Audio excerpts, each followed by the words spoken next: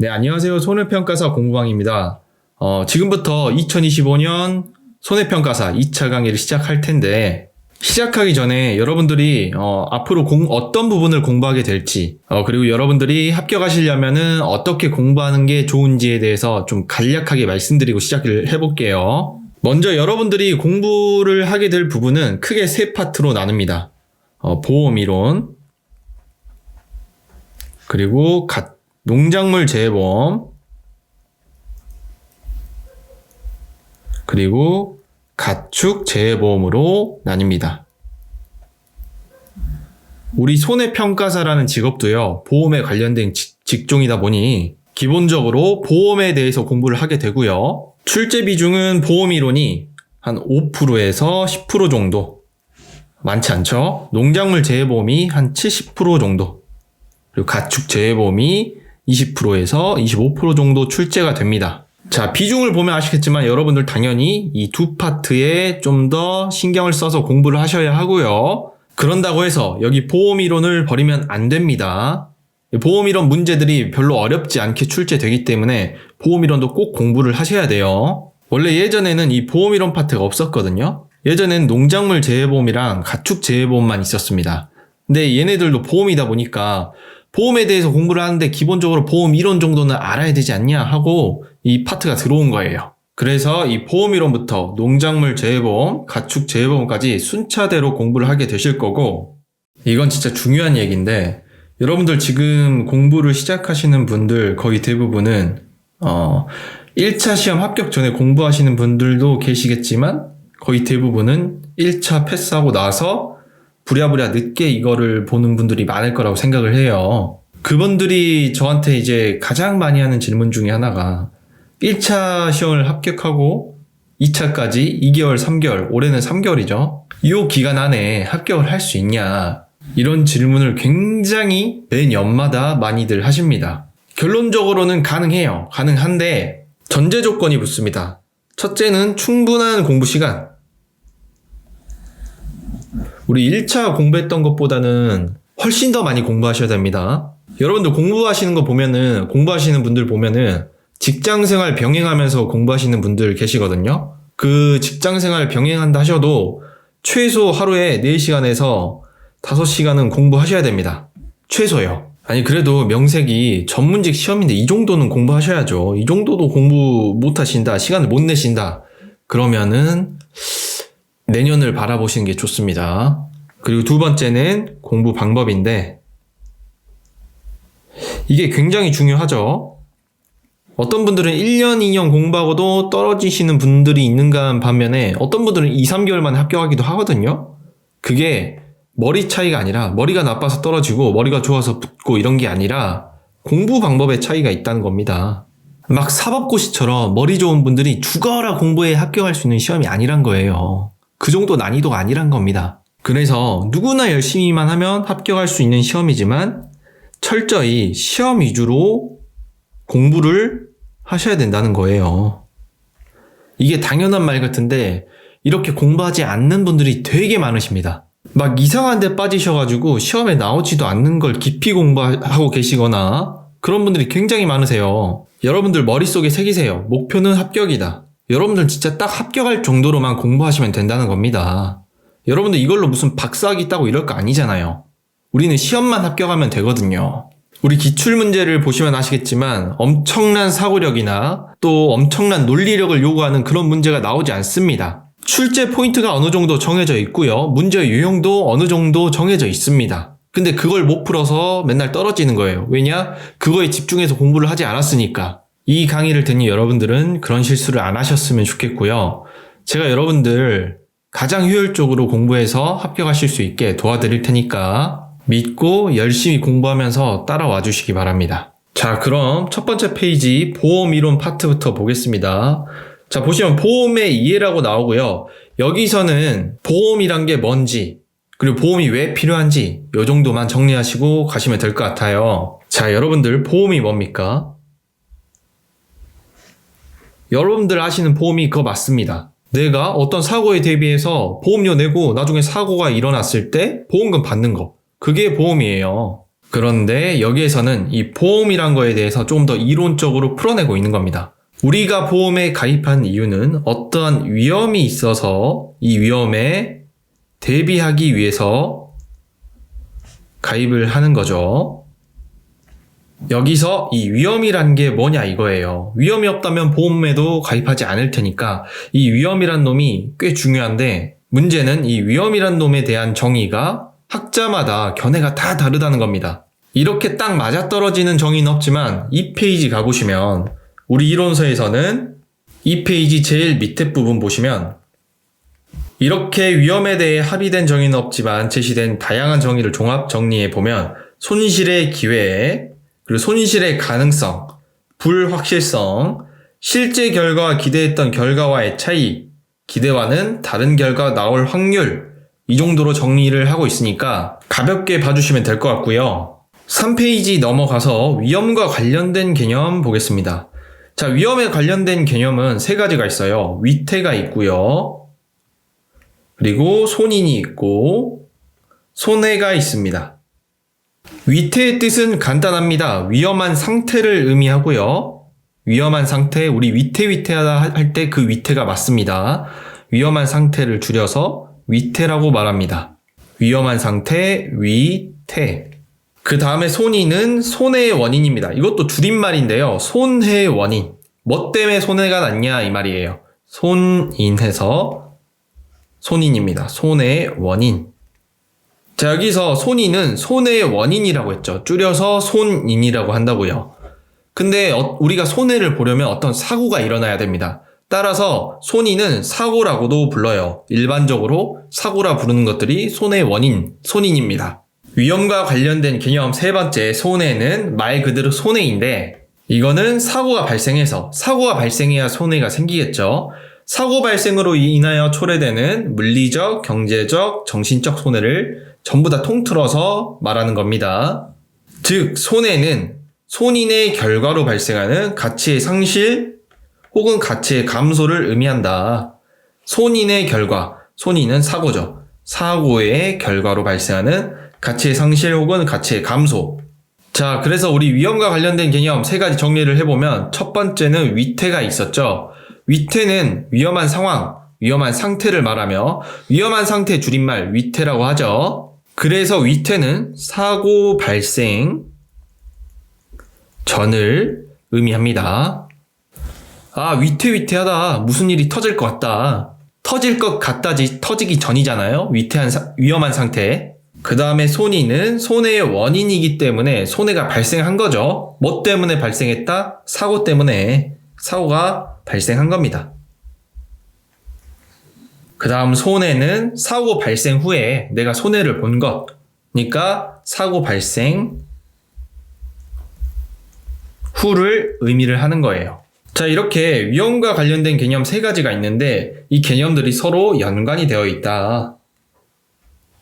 위태는 위험한 상태, 사고 발생 전을 의미하고 손인은 손해의 원인으로 사고 발생, 그리고 손해는 사고 발생 후에 내가 손해본 거. 다음 페이지 넘겨보시면 위태, 손인, 손해의 관계, 방금 제가 다 설명해 드렸던 게 그림으로 나와 있으니까 한번 확인해 보시면 좋을 것 같고요. 넘어가서 위험의 분류 보겠습니다. 위험의 분류. 자, 세상에는 진짜 다양하고 많은 위험들이 있는데 이걸 어떻게 분류하고 있냐 이 말입니다.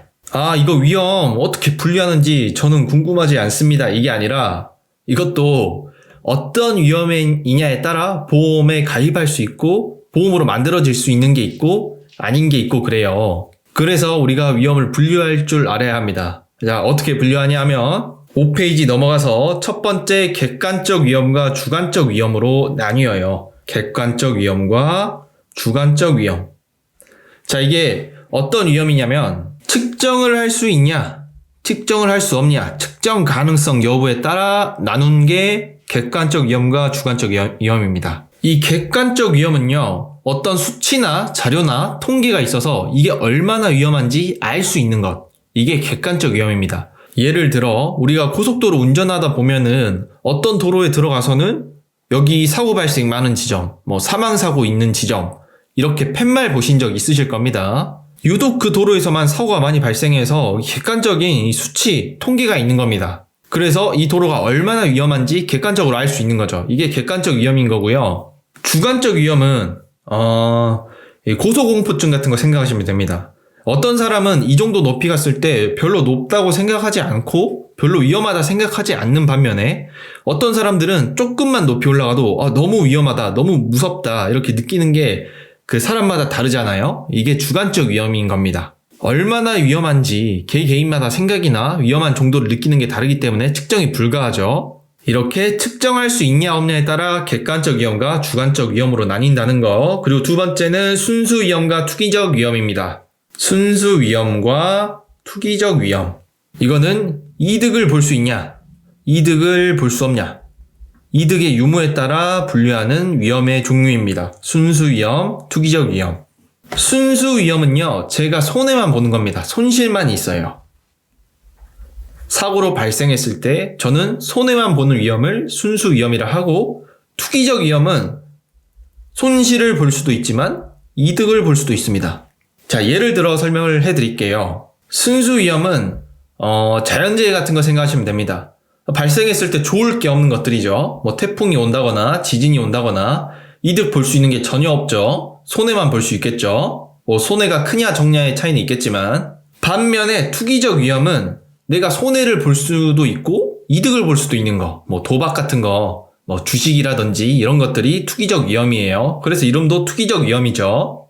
순수 위험에는 초래하는 손실의 특성에 따라 재산 손실의 위험, 간접 손실의 위험, 배상 책임의 위험, 인적 손실의 위험으로 네 가지로 나눌 수가 있어요. 이게 무슨 말이냐면 제가 집에서 쉬고 있었습니다. 주말에 집에서 쉬고 있었는데, 초가집 아니에요. 집에서 쉬고 있었는데 지나가는 행인이 담배를 피고 담배꽁초를 여기다 버려버린 거예요. 이걸로 인해서 여기 불이 났습니다. 저는 탈출에 성공해서 다행히, 화상을 입긴 했지만 탈출에 성공해서 목숨은 건졌고요. 목숨은 건졌지만 진짜 막대한 피해를 봤죠. 집이 불타서 날아가고 부상도 입고요. 자, 제 집이 불타서 재산에 피해를 봤어요. 재산 손실 위험. 그리고 제가 탈출을 시도하면서 화상을 입어서 일을 못하게 됐습니다. 병원에 입원을 했어요. 만약에 제가 다치지 않았더라면 일을 해서 벌 수 있었던 돈, 이거를 간접 손실 위험. 그리고 이 불이 누구 때문에 났습니까? 지나가던 행인이 담배꽁초를 저희 집에 던져가지고 불이 난 거죠. 배상 책임 위험이 있는 겁니다.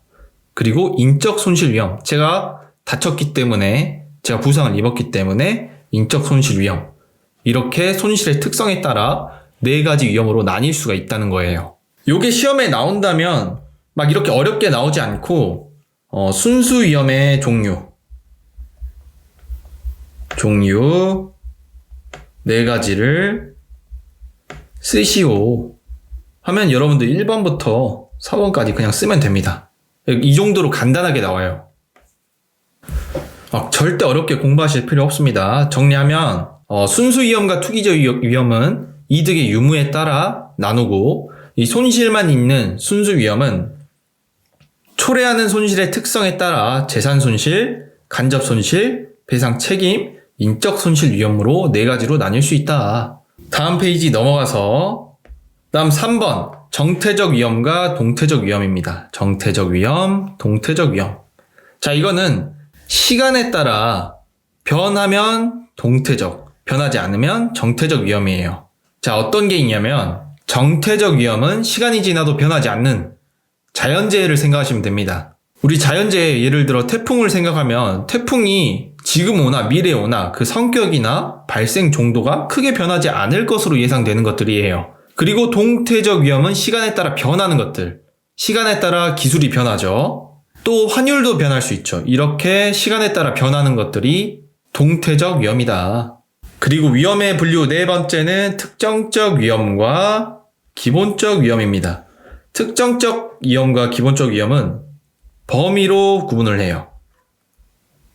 이 위험이 미치는 범위가 좁다면 특정적 위험이라고 하고요. 넓다면 기본적 위험이라고 합니다. 자, 저희 집에 불이 났어요. 자꾸 불난 걸 얘기하는데, 저희 집에 불이 났을 때 피해를 본다면 저나 저희 가족, 그리고 가까운 이웃들이 피해를 볼 수 있겠죠. 이런 것들이 특정적 위험입니다. 그리고 기본적 위험은 규모가 큰 것들, 뭐 대규모 파업이라든지 실업이라든지 폭동, 태풍처럼 큰 태풍처럼 불특정 다수나 사회 전체의 손실을 초래하는 위험을 기본적 위험이라고 하는 거예요. 자, 별로 어렵지 않죠? 어렵게 생각하실 필요 없이 그 위험을 분류하는 기준만 생각하시면 돼요. 정태적, 동태적은 시간, 그리고 특정적, 기본적은 범위. 다음으로 넘어가서 5번째, 담보 위험과 비담보 위험, 그리고 면책 위험 보겠습니다. 자, 이건 뭘로 구분을 하느냐? 책임, 부담, 여부로 구분을 합니다. 누구의 책임? 보험, 회사의 책임으로요. 먼저 면책 위험은 면책, 책임을 안 진다 이 뜻이에요. 누가 책임을 안 집니까? 보험회사가 책임을 안 지죠. 보험회사에는 어떤 책임이 있나요? 보험금을 줘야 될 책임이 있습니다.